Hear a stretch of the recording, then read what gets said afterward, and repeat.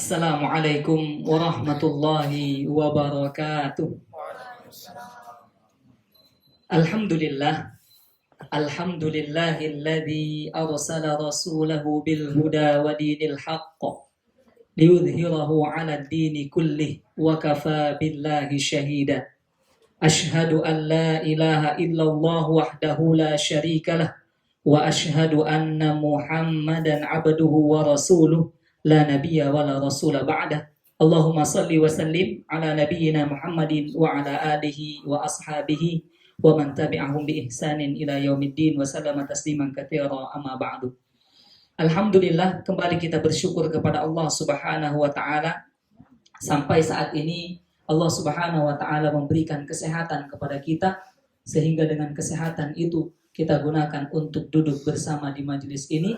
Dan semoga Allah Subhanahu wa ta'ala memberikan keberkahan dan rahmatnya untuk kita semua, sehingga kita bisa mendapatkan kebahagiaan hidup di dunia dan bahkan kehidupan yang bahagia di akhirat. Amin ya rabbal alamin.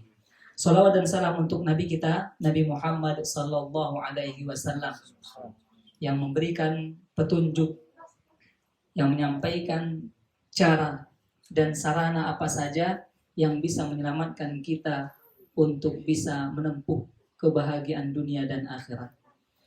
Kemudian kita melanjutkan sebuah kitab kecil yang ditulis oleh Fadilatul Syekh Al-Allamah Abdurrahman bin Nasir As-Sa'di rahimahullahu ta'ala, di dalam halaman yang ke-11 dengan nama kitab Al-Wasailul Mufidah lil Hayatis Sa'idah.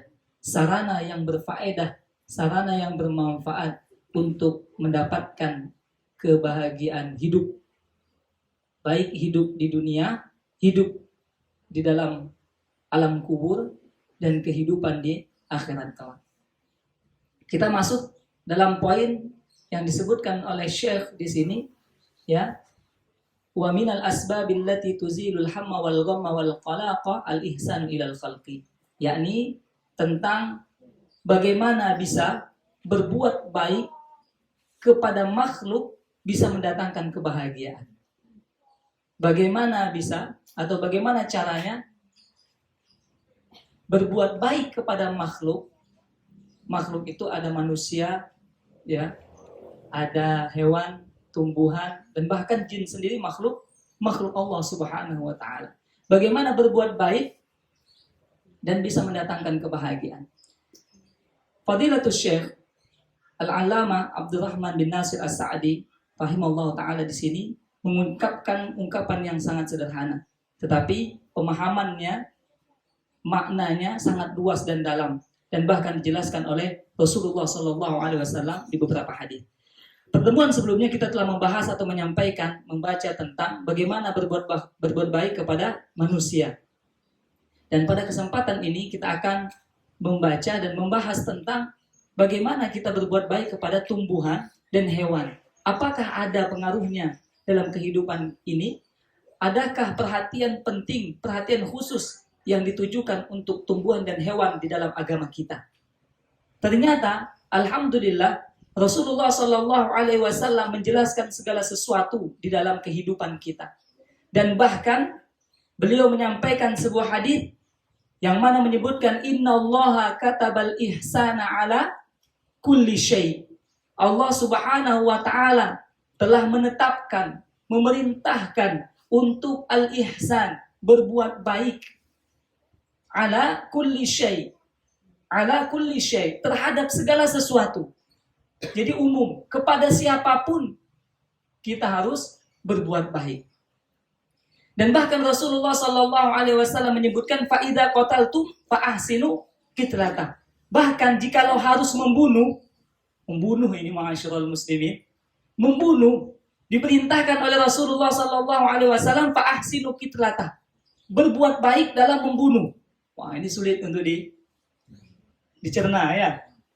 Kalau secara umum atau secara sepintas sulit. Tapi kalau kita pahami, Rasulullah sallallahu alaihi wasallam memerintahkan kita jikalau harus membunuh, ada saat-saat boleh membunuh. Ketika perang. Ada hewan-hewan yang boleh dibunuh, hewan-hewan fasik seperti cicak, tikus, ya, dan ya, hewan-hewan yang lain, ular misalnya. Tapi ada cara-caranya, tidak langsung. Jadi diusir dulu. Kalau hewan-hewan yang buas gitu, yang berbahaya diusir dulu, kemudian baru dibunuh. Kalau masih tetap datang gitu ya. Jadi nggak boleh langsung main bunuh-bunuh, ada caranya, begitu ya. Dalam Islam itu sangat masya Allah, terperinci dan jelas. Jikalau harus membunuh, maka bunuhlah dengan cara yang baik dan perlakukanlah dengan baik. Maksudnya apa? Jikalau membunuh, cari cara atau metode yang mana kita gunakan cara atau metode tersebut langsung mati. Itu yang baik. Mengapa? Supaya tidak menyiksa. Jikalau kita memukul sekali, 2 kali, 3 kali, nggak mati-mati, ini menyiksa ma'asyiral muslimin wal muslimat. Menyiksa. Dan tidak ada yang boleh menyiksa, mengazab, menghukum, kecuali hanya Allah Azza wa Jalla. Makanya penduduk neraka itu, hukumannya bukan sekali, tapi berkali-kali. Kulitnya dibakar, hangus, habis, diadakan, dimunculkan lagi kulitnya, dibakar lagi. Kalau dibakar. Kalau disetrika, sama. Begitu juga. Kalau disiram air panas, begitu juga. Hancur, buat lagi, bikin lagi. Itu tujuan penyiksaan. Tetapi kita diperintahkan oleh Rasulullah SAW, jikalau harus membunuh, maka kita harus berbuat baik dalam pembunuhan tersebut. Tentu ini ada pembahasan khusus yang mana siapa saja, binatang apa saja yang harus dibunuh. Begitu. Kemudian beliau juga menjelaskan wa idza dzabhtum fa ahsinu dzibha. Jikalau harus menyembelih, maka sembelihlah dengan sembelihan yang baik. Ini Ramadan udah lewat, masuk Syawal. Habis Syawal Dzulqa'dah, Dzulhijjah, Idul Adha, kurban, ya kan? Nah, ini masuk ini. Apabila harus menyembelih, baik penyembelihan kurban maupun penyembelihan akikah atau yang lainnya, maka fa ahsinu, perbaiki, perbagus, berbuat baik di dalam penyembelihan. Begitu. Ketika kita menyembelih, bagaimana caranya? Diajarkan langsung oleh Rasulullah SAW dalam hadis ini, wal yuhidda ahadukum syafratahu falyurih zabihatahu. Jikalau harus menyembelih, maka sebelum menyembelih betul-betul perhatikan pisaunya, diasah dengan baik dan ditajamkan dengan sebenar-benarnya. Jadi betul-betul diperhatikan pisaunya tersebut. Kemudian hewan yang akan disembelih diperlakukan baik, gak boleh disiksa, diseret, dipukul, ya gak boleh. Kasih makan, kemudian diberikan minum yang cukup sebelum disembelih, diperbuatkan baik. Kita perlakukan secara baik.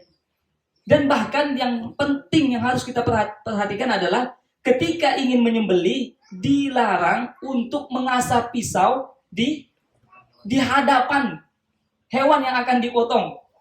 Jadi ada hewan mau dipotong, dibaringkan, kemudian kita ambil batu asa, kita asah di depan hewan tersebut. Gak boleh. Ini ditegur oleh Rasulullah SAW langsung ketika ada para sahabat ingin menyembelih, hewannya dibaringkan, kemudian diambil asahan, diasah di depan hewannya. Apa kata Rasul? Apakah engkau ingin membunuh hewan ini berkali-kali? Maksudnya apa?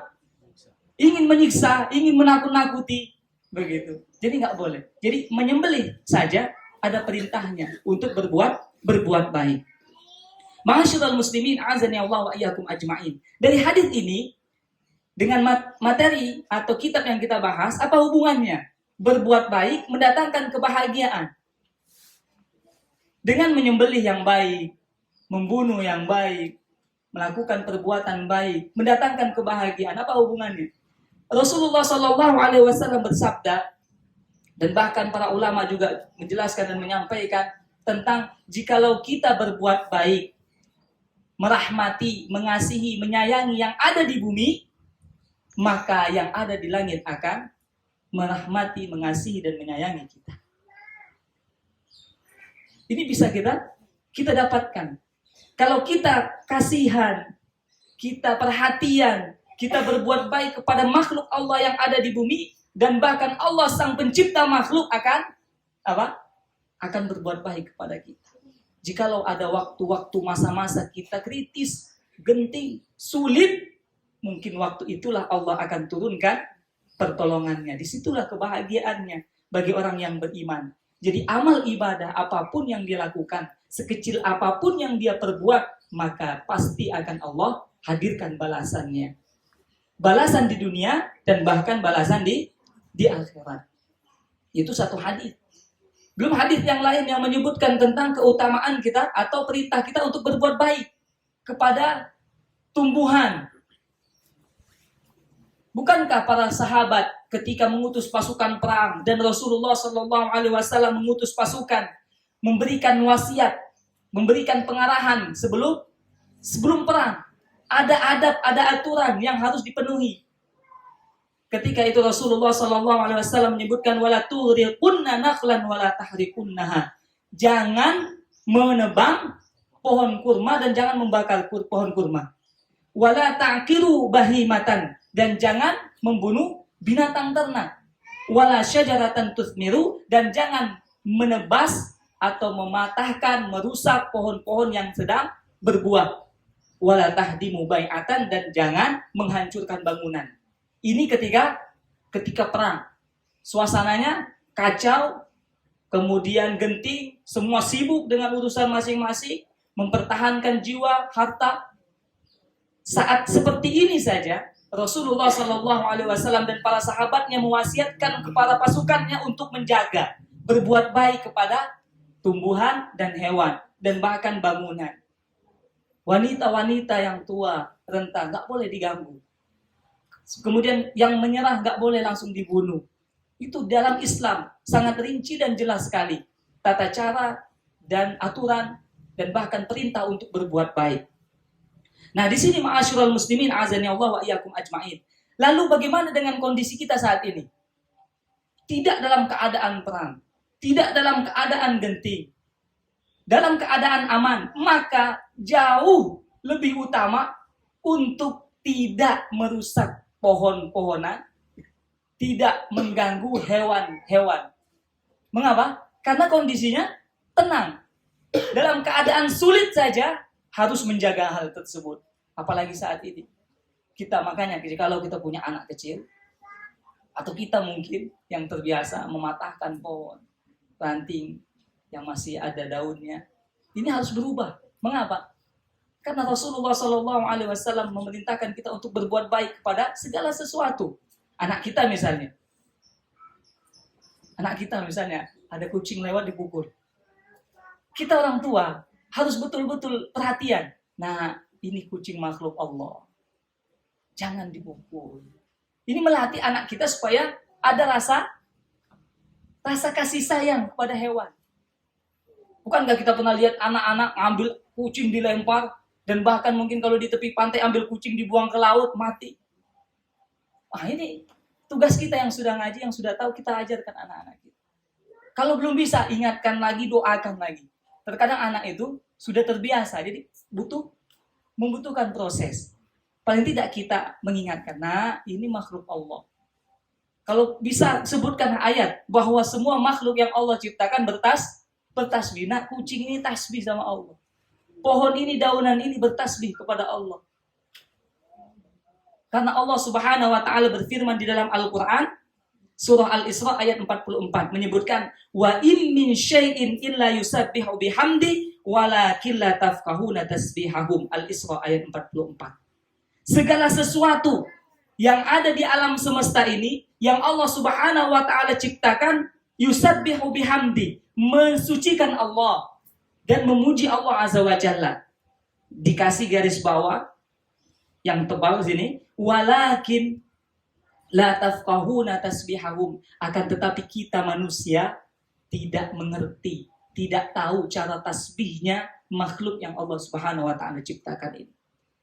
Bisa jadi yang sering disampaikan oleh Ustaz kita, Ustaz Abu Ghazi, mungkin ada yang mendengar, ada ingat, ketika kodok itu bunyi, mungkin itu tasbihnya, tapi kita nggak tahu, begitu kan? Ketika bunyi burung yang berkicau, mungkin itu tasbihnya, kita nggak tahu. Intinya semua makhluk yang Allah Subhanahu wa taala ciptakan bertasbih memuji Allah Azza wa Jalla. Bukankah ada ayat dalam Al-Qur'an yang menyebutkan jikalau Al-Qur'an diturunkan kepada gunung, maka gunung akan hancur. Ini membuktikan apa? Bahwa makhluk Allah gunung tersebut bisa merasakan apa yang tidak dirasakan oleh manusia. Manusia dibacakan Al-Quran, didengarkan Al-Quran, hatinya biasa saja. Tapi kalau gunung, diturunkan Al-Quran padanya, maka akan hancur. Begitu. Nah, di sini menunjukkan kepada kita, ma'asyiral muslimin, azani Allah wa iyyakum ajma'in, perlu kita memperhatikan anak kita, mungkin adik kita, saudara kita yang kecil-kecil, atau bahkan diri kita berusaha untuk berbuat baik kepada tumbuhan dan hewan. Ya. Nah, nanti ada yang membuat kita bisa sama-sama merenung bagaimana perbuatan baik kepada hewan itu bisa mendatangkan rasa syukur dari Allah Subhanahu wa taala sehingga dapat ampunan dari Allah Subhanahu wa taala. Masyarul muslimin, azani Allah wa iyyakum ajma'in. Ada sebuah hadis yang mungkin semuanya atau sebagian di antara kita sudah mengetahui. Seorang laki-laki ya melakukan suatu perjalanan, ya, bainama rajulun yamshi bi tariqin, menempuh suatu perjalanan. Ishtadda 'alaihi al-'atash. Ketika menempuh perjalanan, mungkin dulu ini kisah yang disampaikan oleh Rasulullah ketika zaman Bani Israel. Dulu musafir itu menggunakan unta atau kuda atau berjalan kaki. Ishtadda 'alaihi al-'atash. Dia merasakan kehausan yang luar biasa. Kehausan yang luar biasa. Fawajada bi'ran. Kemudian dia mendapati sebuah sumur. Haus, sangat haus, mendapati sumur yang bening, jernih, bisa diminum. Bahagia apa tidak, Ibu Bapak? Bahagia. Apa yang dilakukan oleh dirinya? Fanazala fiha fasyariba. Lalu dia bergegas turun ke dalam sumur, lalu minum dia sampai hilang dahaganya. Tsumma kharaja, kemudian dia keluar. Setelah keluar, apa yang didapatkan? Fa idza kalbun yalhadhu ya'kulu thawa minal 'atash. Keluar dia menoleh ke satu sisi, melihat seekor anjing yang menjulurkan lidahnya mengusap-ngusap tanah yang lembab. Yang disebabkan apa? Minal 'atash, karena haus yang dirasakan oleh anjing tersebut. Laki-laki yang keluar dari sumur melihat lalu berkata, faqala rajul laqad balagha hadzal kalba minal 'atash mithla alladhi kana balagha bi. Kata laki-laki tersebut, ini anjing ya merasakan kehausan yang luar biasa. Ya, mithla alladhi kana balagha bi, seperti aku tadi rasakan. Wah, ini kan ya. Ini perasaan simpati atau empati nih Bapak Ibu? Dua-duanya. Ya kan? Simpati dan empati. Simpati itu merasa kasihan.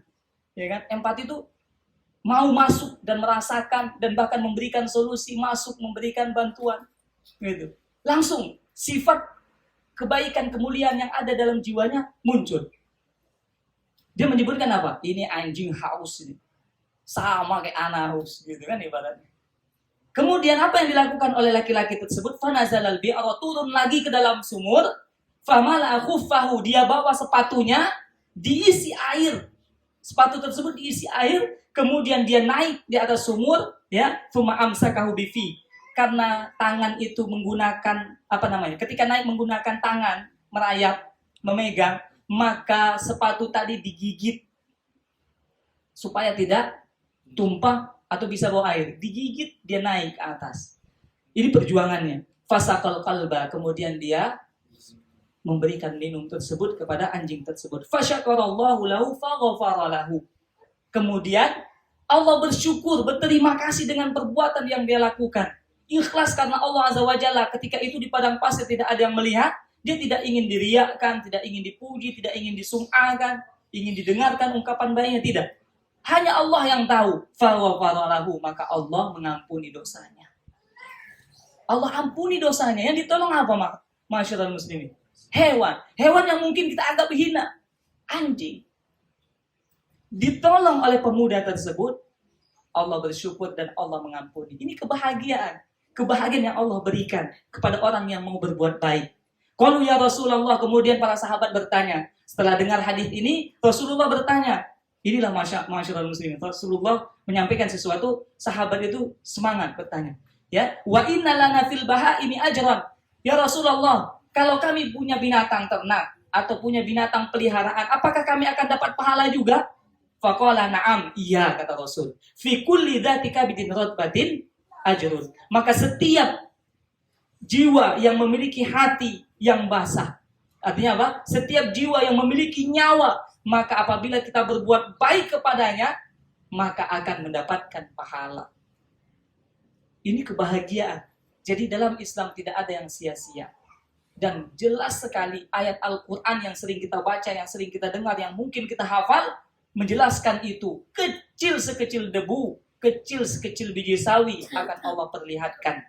Faman ya'mal mithqala dzarratin khairan yarah. Ini harus kita pahami maknanya. Karena sering kita baca, sering kita dengar, sudah kita hafalkan. Faman ya'mal mithqala dzarratin khairan yarah. Ketika kita beramal, sekecil apapun itu, mungkin kecil bagi kita, tetapi bagi Allah, jikalau ikhlas, maka akan menjadi yang besar. Jadi ketika kita mau membantu teman kita, maka kita akan ringan, ma'asyiral muslimin. Teman perlu bantuan, atau lewat ada orang yang membutuhkan, ringan. Fama ya'mal mithqala dzarratin khairan yarah. Sekecil debu aja dibalas sama Allah, apalagi uang 1.000, iya kan? Wah, gitu. Uang 5.000, ada orang kehausan, kita belikan minuman 5.000. Sekecil debu dibalas, apalagi 5.000. Allah akan lebih dibalas. Tetapi apa? Keyakinan iman. Iman, keyakinan di dalam hati yang diperlukan. Bukan hanya sekedar beramal. Makanya ilmu dan iman harus diiringi. Dan didoakan kepada Allah agar bisa selalu bersama. Ilmu dan iman. Ma'asyiral muslimin, azani Allah wa iyyakum ajma'in. Kemudian Syekh Al-Allamah Abdurrahman Nasir As-Sa'di rahimahullah ta'ala menyebutkan di dalam kitabnya ini, kita lanjut sedikit. Wa biha yadfa'ullahu 'anil barri wal fajri al-humuma wal gumuma bihasabiha. Dengan berbuat baik, Syekh menyebutkan di sini, dengan berbuat baik siapapun dia, maka Allah akan mengangkat kesulitan dan kegelisahannya sesuai dengan kadar ukuran perbuatan baiknya. Jadi siapapun dia, di sini beliau menyebutkan anil barri wal fajri. Baik orang yang rajin sholat, taat, tunduk patuh kepada Allah Subhanahu wa ta'ala, maupun orang yang suka bermaksiat, tetap dibalas sama Allah Azza wa Jalla. Ini Syekh menyebutkan. Nanti kita akan sebutkan hadis yang sama seperti yang di atas, menyebutkan bahwa siapapun yang berbuat baik, soleh tidak soleh, bermaksiat atau tidak bermaksiat, maka Allah akan balas sesuai dengan kadar kebaikan yang dia berikan. Kalau orang yang soleh, taat, tunduk, patuh, mengerjakan ibadah, kemudian Allah berikan pahala kebahagiaan, hasil kebaikannya ini mungkin bisa kita terima sama-sama Bapak Ibu ya. Bisa diterima? Orang soleh, taat, tunduk, patuh, ngerjain perintah Allah, menjauhi larangan Allah, berbuat baik, diberikan kebahagiaan oleh Allah. Bisa kita terima sama-sama? Bisa. Kalau orang yang bermaksiat, melakukan dosa, berbuat baik kepada makhluk Allah Azza wa Jalla dengan landasan iman mungkin ada dalam hatinya. Tapi tetap iman harus ada, iman. Iman ini modal dasar. Iman. Kemudian dia bermaksiat dengan dosa yang mungkin besar. Allah memberikan kebahagiaan. Dari sisi mana? Begitu. Hadisnya sama persis dengan hadis yang kita sebutkan barusan.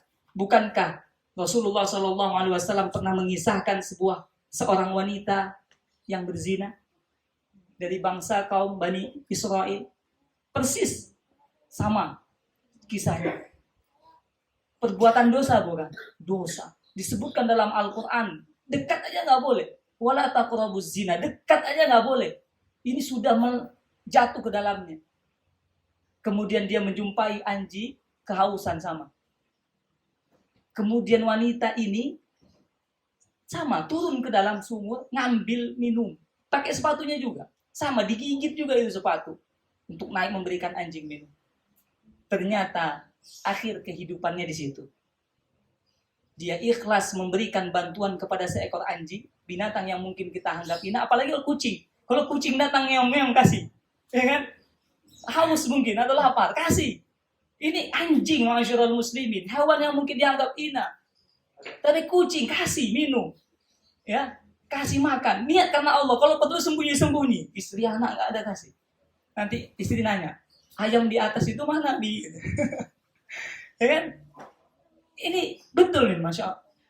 Ketika zaman itu wanita tersebut melakukan dosa dan ternyata akhir kehidupannya di situ, dia memberikan minum kepada anjing, kemudian dia wafat di atas amal itu, Allah ampuni dosanya dan dimasukkan ke dalam surga. Nah, di sini ada hikmah yang luar biasa, ma'asyiral muslimin wal muslimah, bapak-bapak, ibu-ibu. Ini ada hikmah yang besar, bahwa siapapun di antara kita, saudara kita, anak kita, saudara kita, keluarga kita, teman kita, siapapun dia, jikalau dia bermaksiat kepada Allah, selagi iman ada di dalam hatinya, jangan dicela, jangan diremehkan. Karena bisa jadi di akhir kehidupannya, Allah takdirkan dia berbuat baik dengan keikhlasan, tidak ada yang mengetahui kecuali Allah, wafat di atas kebaikan tersebut, Allah ampuni dosa. Dan kita yang beribadah, alhamdulillah, sholat, puasa, zakat, berkurban, berbuat baik, menolong saudara, juga harus hati-hati. Berdoa kepada Allah agar akhir kehidupan kita tetap itu yang kita lakukan.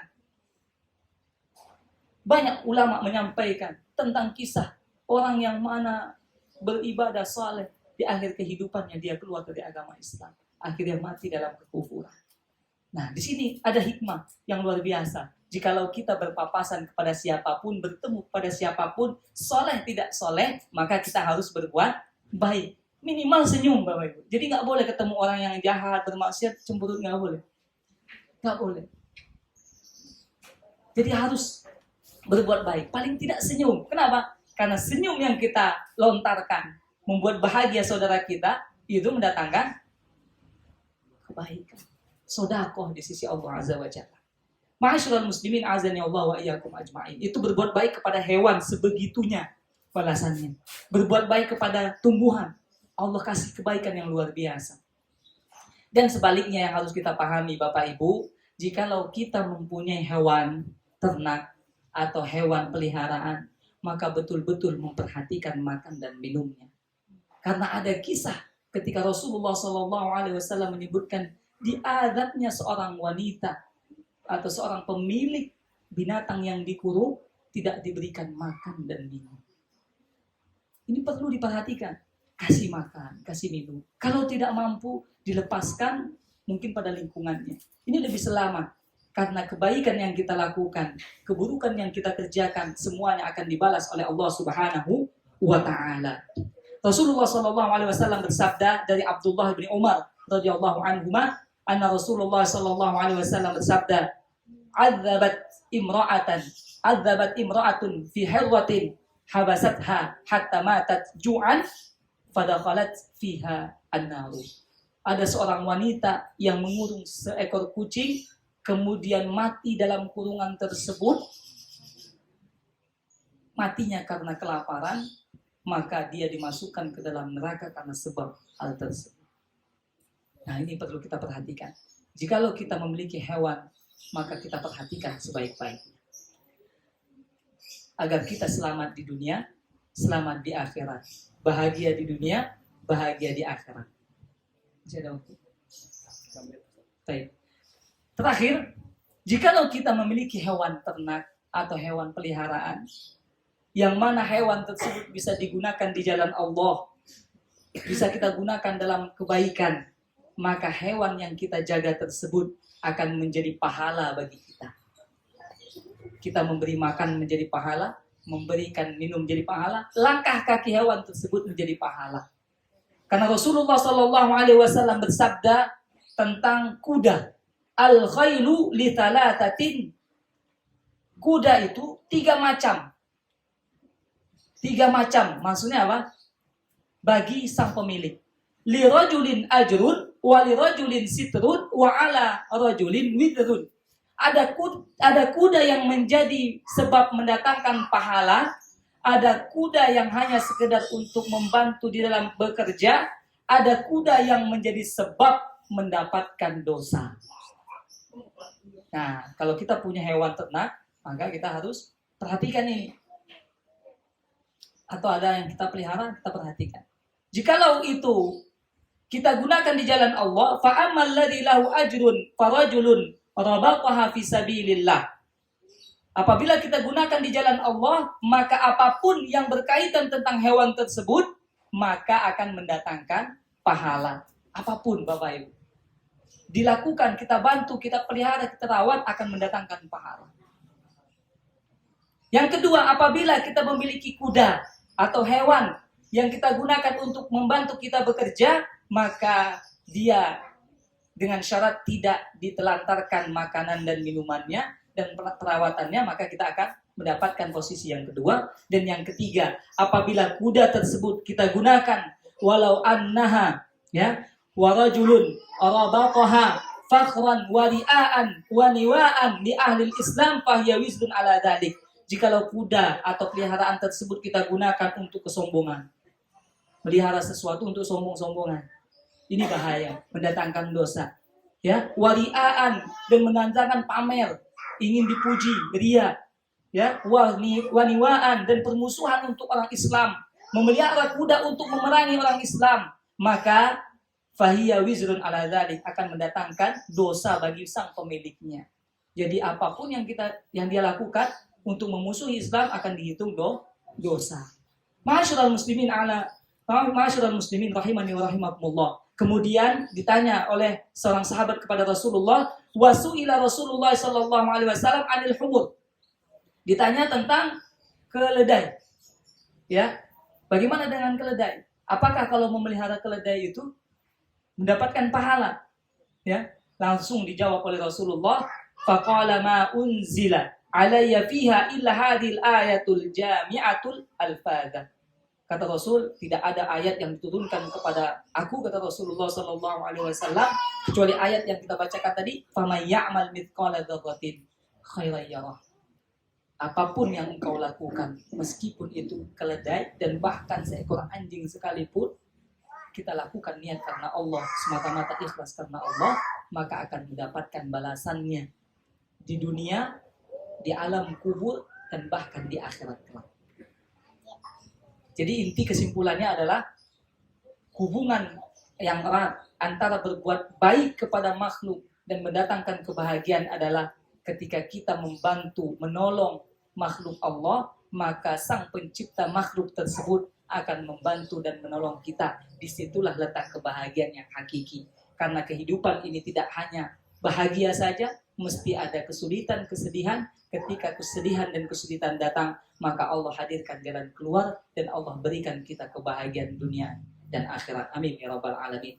Mungkin ini yang dapat kami sampaikan. Mohon maaf atas segala kekurangan, dan kita berdoa kepada Allah Subhanahu wa taala, semoga Allah Subhanahu wa taala membimbing kita, memberikan hidayah taufik kepada kita sehingga kita mendapatkan rahmat, bisa masuk di dalam surga bersama kedua orang tua kita, bersama anak dan istri kita, bersama orang-orang yang kita cintai karena Allah Subhanahu wa taala. Amin ya rabbal alamin. Mohon maaf atas segala kekurangan. Subhanakallahumma wa bihamdika asyhadu an la ilaha illa anta astaghfiruka wa atubu ilaik. Wassalamualaikum warahmatullahi wabarakatuh.